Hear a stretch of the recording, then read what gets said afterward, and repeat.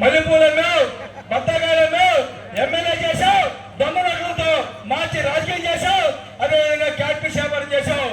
ఎంత ఎదిగిపోయానా, నా కోసం ఒకసారి ఉతికిపోయి చచ్చిపోయానా, మళ్ళా నేను ఒకసారి ఎమ్మెల్యే అయిపోతానా అని కెమెరామెన్ గంగతో రాబాబు చిన్నాలాగా ఆయన చంపించే కార్యక్రమంలో జరుగుతుంది. జాగ్రత్తగా చూసుకోవాలి నాగేశ్వరరావు గారు. ఇది ఎందుకు చెప్తున్నాయండి మీరందరూ కూడా? నేను వేగంగా చెప్పట్లా. అవసరమైతే 2024 ముందు సబ్ రిజిస్టర్ గారిని తీసుకెళ్లి ఏదైతే దూరం నాగేశ్వరరావు గారు మీద ఆస్తులు ఉన్నాయో ఆస్తులన్నీ దొంగచాటుగా దూరం నాగేశ్వరరావు గారు కొడుకు పేరు మీద కోళ్ళ పేరు మీద రాయించుకున్న మాట వాస్తవం కదా అని నేను అడుగుతున్నా.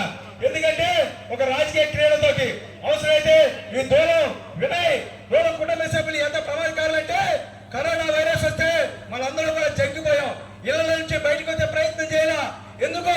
కరోనా వస్తే మనం చచ్చిపోతామని చెప్పని ఈ దూరం నాగేశ్వరరావు కుటుంబ సభ్యులు మరొక్కసారి కనుక కైకలూరు నియోజకవర్గంలో వస్తే కరోనాకు వచ్చిందనుకంటే ప్రమాదం. ఎందుకంటే మన కరోనా కానీ కొంచెం 10 రోజుల టైం ఇస్తారేమో.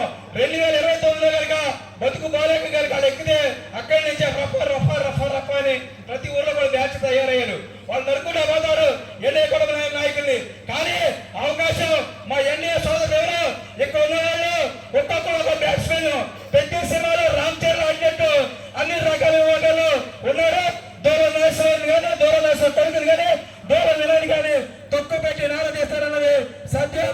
అదేవిధంగా మరొకసారి మీకు విజ్ఞప్తి చేసేది ఏంటంటే పెద్దలు డాక్టర్ కామినేని శ్రీనివాస్ గారు సుమారు 79 సంవత్సరాల వయసులో ఒక 24 యువకుడిలాగా ఇవాళ నియోజకవర్గ అభివృద్ధి కోసం అన్నించం పోరాటం చేస్తా ఉంటే అటువంటి పోరాటం నా కొడుకు పిల్లల రౌడీని పెట్టుకుని రాజకీయం చేసామన్నాడు.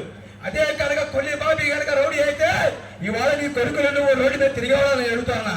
తొక్కు పెట్టి నార తీసేసేవాళ్ళు 2024 ఎన్నికలు అయిపోయిన తర్వాత పెద్దలైనటువంటి కామినేని శ్రీనివాస్ గారు మాకెప్పుడు మెసేజ్లు పెట్టి మసాజ్ చేయడం ఆపుతా అన్నారు. లేకపోతే దూరం నాగేశ్వరరావు గారి దూరం నాగేశ్వర కొడుకులు కానీ మా విఠల గారికి మెసేజ్ పెట్టినట్టు ఆడికి మెసేజ్ కాదు ఎప్పుడే మసాజ్ చేసేవాళ్ళం.